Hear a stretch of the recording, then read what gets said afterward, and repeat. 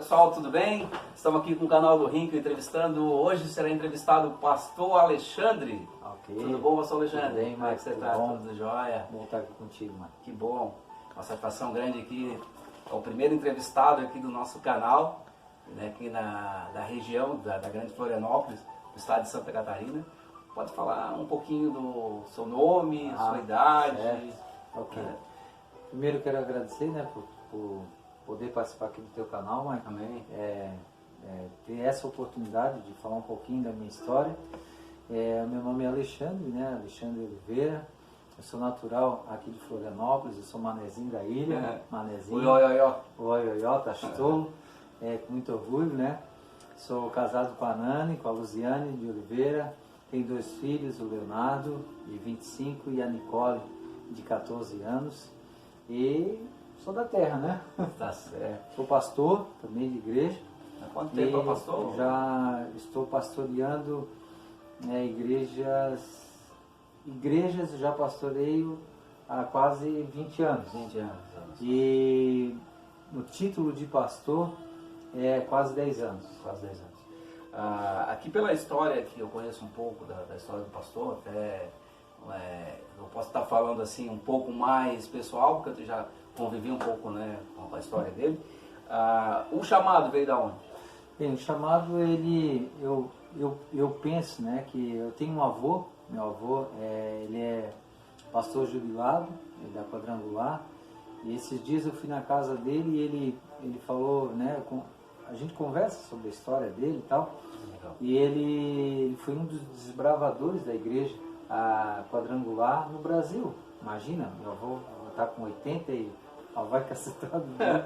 Então foi um dos desbravadores, foi pastor presidente em várias igrejas. Mas assim, nunca tinha me gerado esse interesse, né? Nunca tinha.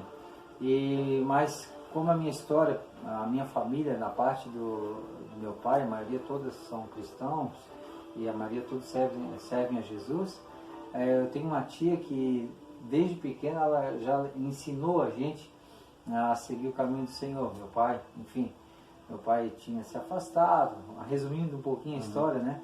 Se afastado, e a minha tia, ela sempre nos ensinou a respeito da palavra de Deus. Tia disse, né? Bem conhecida aqui na região, Michael. E, enfim, a gente começou a trilhar os caminhos do Senhor, mas nunca despertou esse interesse de cuidar de pessoas. Mas é aquela história, né, que diz que é Deus que nos escolhe, não é nós que escolhemos, né? Deus que nos escolhe para fazer a obra. E Deus nos escolheu, né? Deus nos escolheu, surgiu.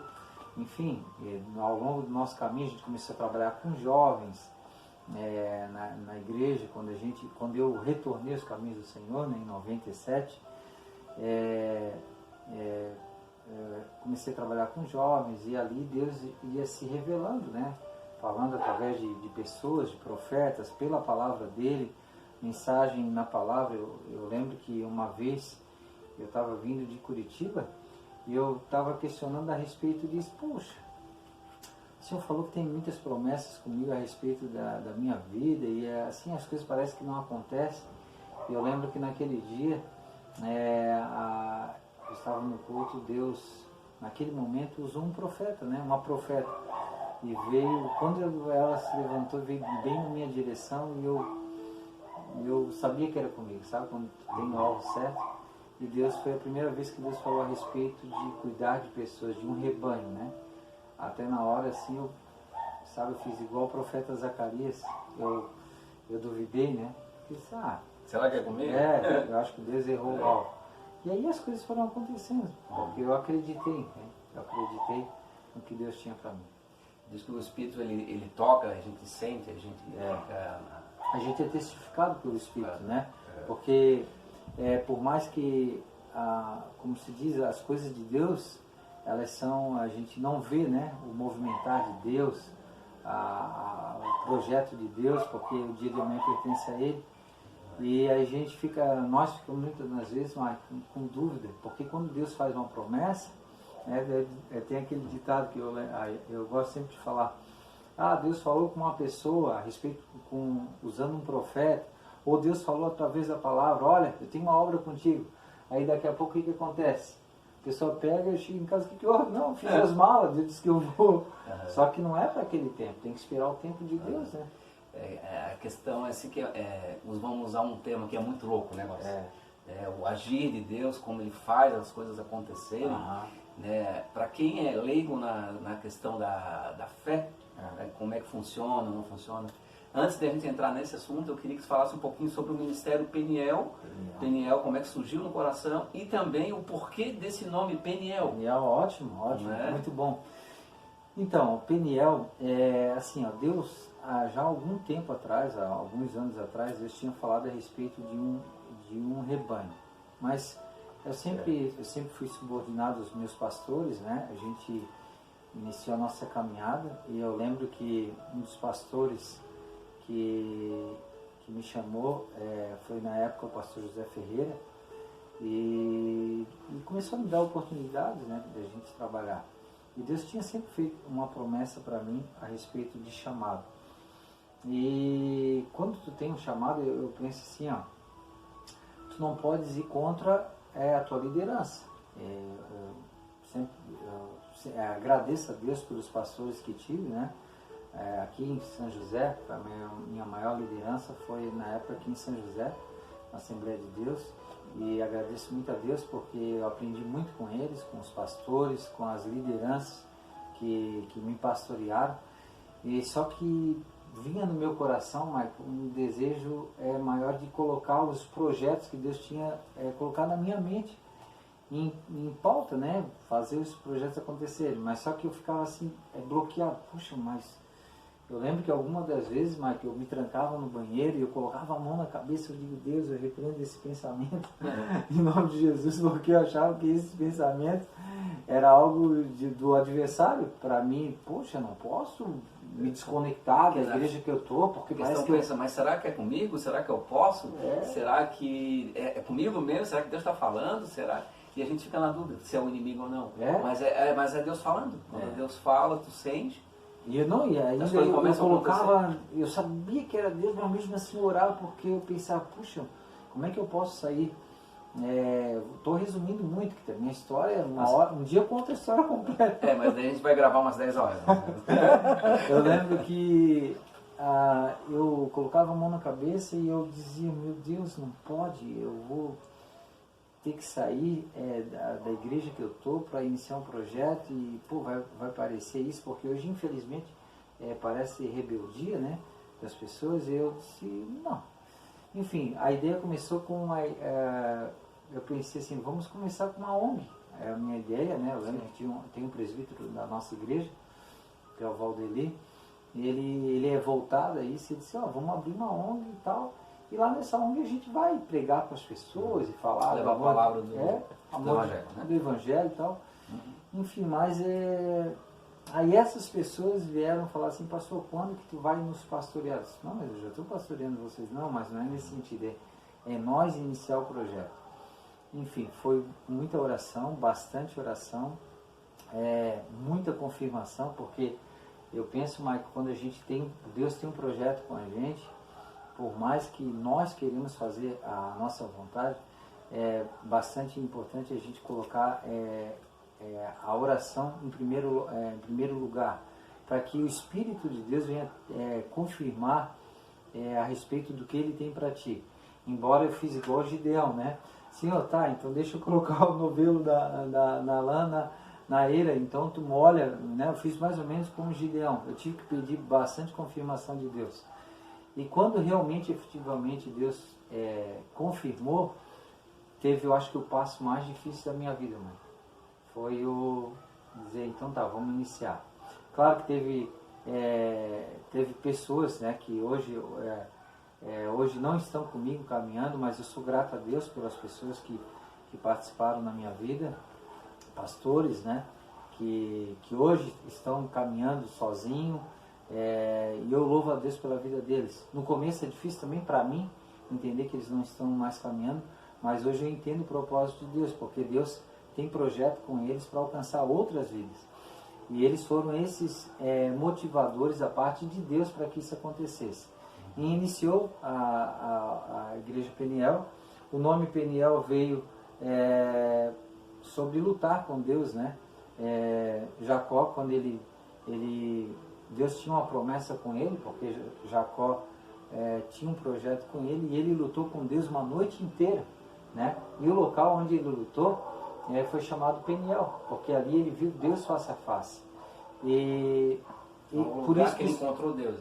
Foi por isso que a gente orou e pediu a Deus essa direção sobre Peniel, o local onde ele encontrou Deus face a face.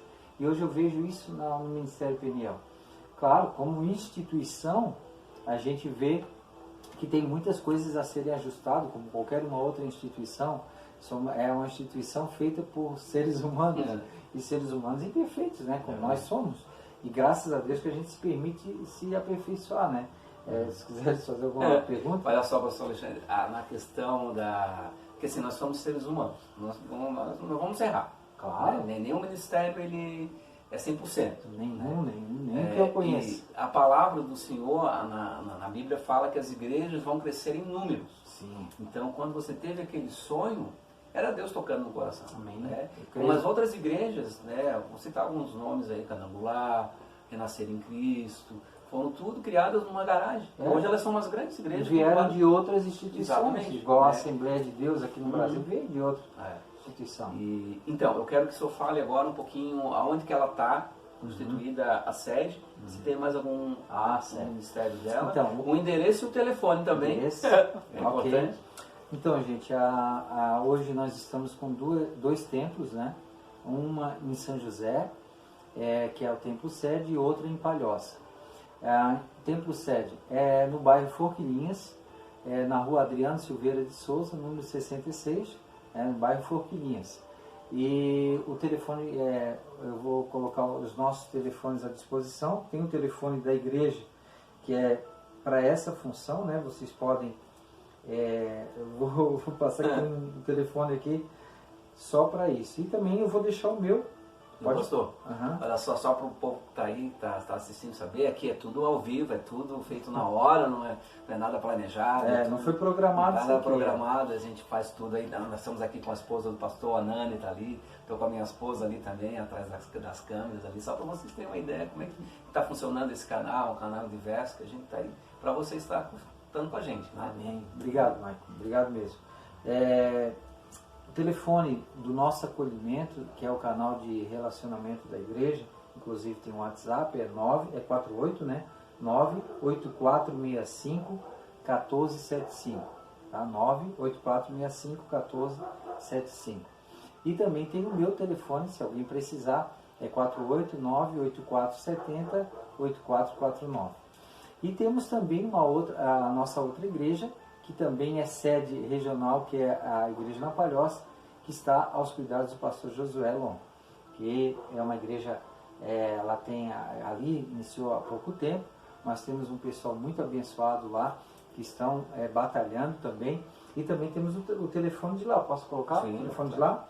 Lá tem do pastor Josué, que hoje em dia, como o WhatsApp, ninguém mais grava no telefone de nome, né? Só ressaltando que em Forquilinhas, em Santa Catarina, estado de Santa Catarina, município de São José, o bairro é Forquilinhas. Isso, ótimo. E lá, Palhoça, também em Santa Catarina, né? No bairro São Sebastião. 48 também, né? 99992-9533. 99992-9533, o pastor Josué. Amém. Agora, eu quero que o senhor fale um pouquinho sobre a questão, nós estamos vivendo hoje no dia a dia, o corona, o Covid-19 chegou a afetar muito os irmãos, é a questão da fé deles hoje, como é que eles estão. Né? E outra coisa também que quero falar junto, e o perdão. Como é que funciona o perdão nesse meio tempo e como é que as pessoas estão se sentindo? Você está vendo assim? Né? Eu vou falar primeiro do perdão, Sim. Né? O perdão. O perdão não é um sentimento. Eu gosto de falar bastante sobre o perdão. Aprendi muito isso aí com uma tia, essa tia, que ela ministra bastante sobre aquela história, não, vou acordar hoje, vou sair perdoando. Não é assim que Não. funciona. O perdão, eu acho que é uma decisão do crente. Assim, não, eu vou perdoar para mim ser abençoado. Mais ou menos assim. É bem isso aí. O perdão, ele não é um sentimento. Porque se você, vou esperar sentir para perdoar alguém, não vai nunca acontecer. Sim. É uma decisão, é uma escolha. Eu gosto de usar um exemplo bem clássico, que é de Abraão e Ló. Pô, Abraão era tio de Ló, né? Ele tinha um carinho afetivo por Ló. No entanto, que Ló acompanhou Abraão. Mas chegou uma época que Ló incomodou tanto Abraão, que os pastores de Ló incomodaram os pastores de Abraão, que não, a Bíblia, claro, faz um resumo, mas eu penso que não foi um dia, foi vários dias, e trouxe bastante incomodação, que Abraão disse assim, olha, meu sobrinho, eu vou fazer assim, vem cá, vem comigo aqui, eu vou te mostrar um negócio. Dá uma olhada aqui, ó, nessa região aqui. Qual lugar que tu gostaria de ir? Que lugar? Escolhe um lugar aqui para ti. Ele, posso escolher mesmo, tio? Pode, tu tem toda a liberdade, eu vou te dar o lugar. Hein? Ele olhou as campinas lá de Jericó, né? Opa, gostou? É de Sodoma e Gomorra. Gostou? Pô, gostou das campinas lá de Sodoma e Gomorra. Ah, que legal. Então tá, essa agora vai ser o teu lugar. Então vamos fazer aqui, sobrinho. Se tu escolher por aqui, eu vou para cá. Se tu escolher para cá, eu vou para cá. Ou seja, Abraão estava bem na linguagem popular, ele não queria estar com Ló. Mas onde eu vejo o perdão de Abraão? Quando Deus falou que ia destruir Sodoma e Gomorra. O que aconteceu? Ele foi lá e resgatou o sobrinho dele. Porque se ele não gostasse, se não houvesse ele liberado por perdão, ele disse, Deus, obrigado, está aí a oportunidade de exterminar esse rapaz. Então tem que liberar o perdão também, é isso? Tem que liberar. O perdão tem que ser liberado. Então, colocar diante de Deus, e aí sim há uma ação do Espírito Santo. Sim. Porque quando você libera o perdão... As pessoas não entendem o porquê de liberar o perdão, porquê que tem que ser perdoado, porquê que... Não, eu não quero perdoar e pronto. Eu não vou para o céu? E aí? Né? Se não perdoar, não vai mesmo. Não vai mesmo, né? Não vai, com certeza não vai. É igual assim, tem coisas que eu, na história, eu posso ter, claro, ferido algumas pessoas. Sim. E aí... cabe a mim, se eu tiver a consciência de ir lá, dizer, viu, me perdoa. Mesmo a pessoa querendo ou não, sim, ela vai chegar e coisa. Ou vice-versa, pessoas também que me machucaram na história, cabe a mim perdoá-las ou não. Ou também, se eles quiserem pedir perdão. Mas, melhor eu ficar com o coração em paz e dizer, olha, Deus, eu quero, se eu não tive a oportunidade de falar com a pessoa, eu quero pedir perdão a Ti, Senhor. Eu quero liberar o meu perdão. Por tal assunto, por tal coisa que a pessoa aconteceu, né? E com relação ao convite e depois a fé. Isso. Pode ser? Claro. O convite 19 é uma experiência que eu comentei quando começou, eu falei para a Nani lá em casa, eu disse, puxa, nunca pensei que ia passar pela minha vida, que eu ia presenciar isso, né, Michael? Não, porque eu também nunca pensei que ia passar por isso, porque o mundo todo, né? Eu acredito que foi o mundo de Deus que botou ali, né? O pessoal tá mais junto. Olha, ali pra ver que... o convite, assim, vamos ver... Não existe a classe social também, a classe financeira, né? Não. Porque todo mundo tá sujeito a pegar, né? A Cris, que é da área médica, ela sabe, ela tem vivido isso aí. Mas assim, o que eu penso do convite? Com relação ao mundo, né? Realmente foi lastimado, é lastimável o que está acontecendo. Primeiro, pelas mortes. Olha, sim, quantas mortes, quantas pessoas estão partindo e os familiares sem ter a oportunidade de dar o último adeus. Segundo, a questão econômica. No mundo, um caos que está sendo instaurado no Brasil, aqui onde nós estamos, né? E também a questão que, infelizmente, aqui no Brasil, tem a questão política, né? A política está se aproveitando disso tudo e gerando esse caos político também. Com relação ao Covid-19, às igrejas... Eu quero fazer uma pergunta, claro, que não está aqui. Pode fazer. Na questão das igrejas, na questão política e econômica. O que tu tem para dizer sobre a nossa política e o nosso presidente em geral? Porque a gente vê muita coisa, porque a televisão é uma emissora que passa bastante coisa. Tem vários canais, várias pessoas, várias opiniões. Essa aí me pegou, né? Essa aí é bem... Essa aí me pegou porque... Porque assim, por que eu estou perguntando? Porque hoje eu vejo um presidente falando de Deus, sim, né? Eu vejo um presidente pedindo para orar pela nação. Nenhum outro presidente... Isso é Deus usando ele? Bem, porque eu sei que tem várias pessoas que são oposição ao presidente e várias a favor. Nessa né? questão a gente não está nem a favor nem contra o presidente. O que eu vou fazer agora? Assim, eu vou ficar neutro com relação à pessoa do presidente, que é o Jair Bolsonaro. Nós né? estamos falando de Deus agindo, né? naquela Com relação à nossa política, bem colocado, eu gosto até de falar na igreja, né, sobre isso. Se o Jair Bolsonaro, né, muita gente, o Jair Messias Bolsonaro... Tu me perdoa, tá? Não estava no contexto. Né? Se ele está se ele está fazendo certo ou errado, bem, o que eu penso? Gente, nós estamos em um país que está sendo governado por um homem. Sim. E toda a autoridade, ela é constituída por Deus. Eu falei aqui, da nossa prefeita de São José. Queira eu não, ela está ali, claro, pelo voto, pela democracia, pelo voto, mas ela só assumiu a cadeira, ela só está respirando porque Deus permite isso. Se Deus disser pronto, o Jair Messias Bolsonaro ou qualquer uma outra pessoa, em qualquer instância governamental, dono de uma empresa, enfim, qualquer área, ela só está porque Deus permite. Agora, tirando a pessoa, o Jair Messias Bolsonaro, nós temos um presidente que foi, na maioria, escolhido pela população, certo? Teve o voto democrático. Igual os presidentes anteriores, né? A Dilma, Lula, enfim, os outros, que também foram escolhidos democraticamente. Eles tiveram o tempo dele e nós vivemos um tempo muito bom. Pô, isso é indiscutível.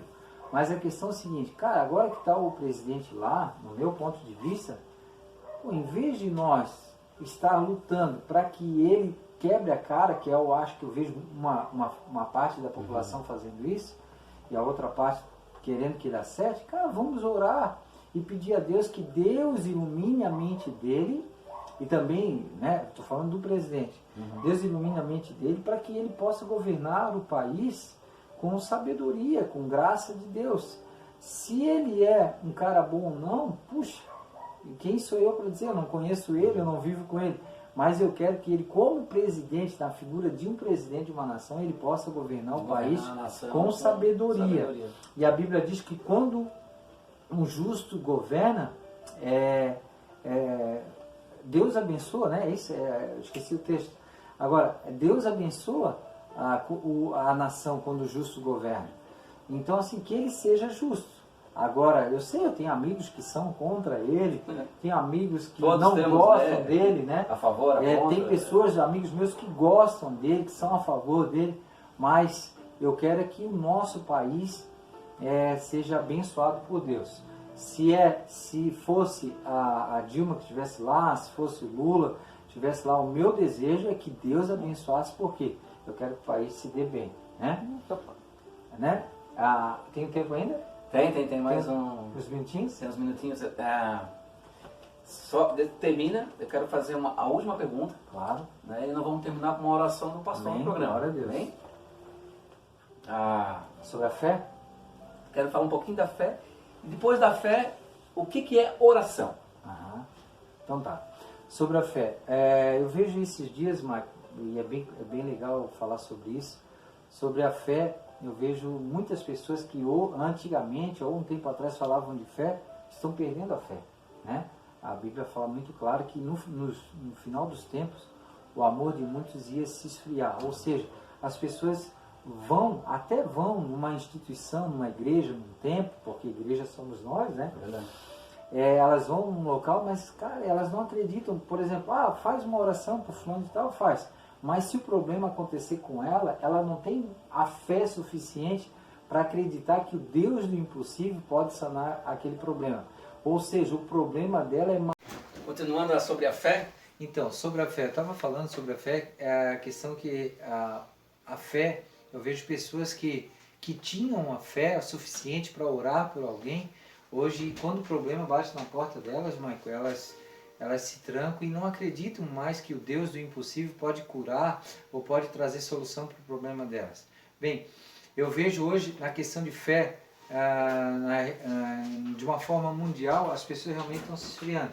Mas a fé, se você crê, eu creio muito em Deus, o Deus do impossível, eu gosto de usar a laranja. A laranja, se alguém descascar uma laranja, alguém diz assim, tá, mas Deus existe? Cara, Deus claro que existe, porque Ele habita dentro de nós. Uma laranja, quando tu abre ela e descasca, e tu diz assim para alguém, tu sabes se essa tampa da laranja tá doce, tá ácida, ou ela tá amarga. Aí a pessoa vai dizer, poxa, eu não sei, então, por que tu não sabe? Porque eu não provei. Assim é Deus, assim é a fé. A gente tem que viver as experiências para poder dizer o que é fé, sabe? Eu só fui entender fé praticamente quando eu perdi a minha mãe, como eu te contei um dia atrás, num acidente de trânsito. Lá eu vi a fé sendo exercida através de Deus não ter deixado meu pai partir. E foi ali então começou a ativar muitas coisas na minha vida com relação à fé. Então é isso que eu vejo a fé. A fé, Hebreus 11:1, né? A fé é o firme fundamento das coisas que a gente não vê, mas a prova daquilo que a gente espera. Esse eu vejo como fé. E é isso, né? É a oração. E a oração? O que é a oração para o pessoal entender? Então, a oração, eu vejo a oração é o nosso diálogo com Deus. Então é conversar com Deus. A conversa com Deus, né? Então eu posso aqui estar falando e olhando para cima. E eu gosto de exemplificar assim, porque, claro, eu aprendi, né? Claro que eu vejo que Jesus, muitas das vezes, ele se retirava, ele é o nosso maior exemplo de fé. Jesus, quando precisava conversar com o Pai, imagina, sendo Deus, mas da forma humana, ele precisava conversar com o Pai, ele se retirava e ia para o monte, orar, para algum lugar reservado para ter o momento dele com Deus. E isso eu vejo, que a gente precisa desse momento. Mas eu entendo também o espírito de oração, que é aqui, ó, tu estás dirigindo o teu carro e tu tá lá fazendo as coisas, mas tu tá em contato com Deus. Deus, tu és maravilhoso, tu é glorioso. Tá na moto, sabe? Na moto, no capacete, quantas vezes estou dando glória a Deus? Geralmente alguém procura Deus quando alguém está doente, ou um familiar, ou se torna doente. Deus, o que eu fiz, ou por que eu estou passando por isso? Mas ele não entende que Deus sempre existiu.